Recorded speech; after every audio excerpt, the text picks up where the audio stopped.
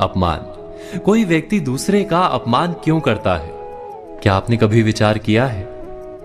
वैसे तो हम भी बिना कारण बहुतों का अपमान करते हैं।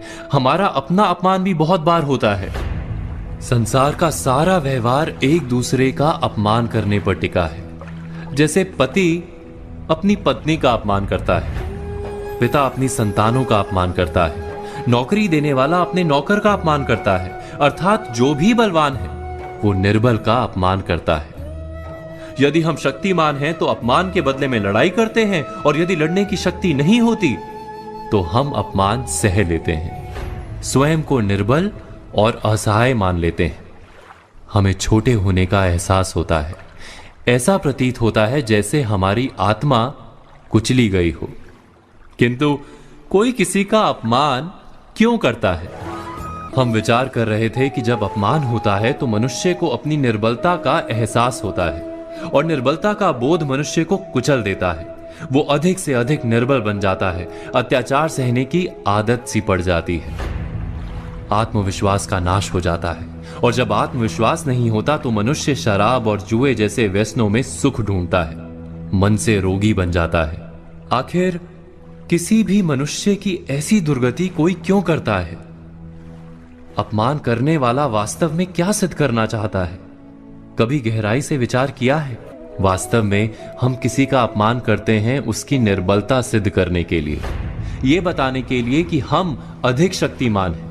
अर्थात वास्तव में अपमान करने वाला स्वयं अपने आप को शक्तिमान या बलवान सिद्ध करने का प्रयास कर रहा है।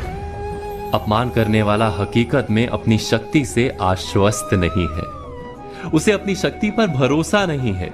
दूसरों को चुनौती देकर वो अपनी शक्ति पर विश्वास प्राप्त करने की कोशिश करता है। क्या ये सच नहीं कि जब हम किसी का अपमान करते हैं तो वास्तव में इतना ही प्रकट करते हैं कि हमें अपने बल पर भरोसा नहीं? हमें ये संसार एक अविरत संघर्ष प्रतीत होता है, कभी ना रुकने वाली एक जंग सी दिखाई देती है। हम अपने निकट आने वाले सभी को प्रतिद्वंदी मानते हैं, फिर वो पति या पत्नी ही क्यों ना हो।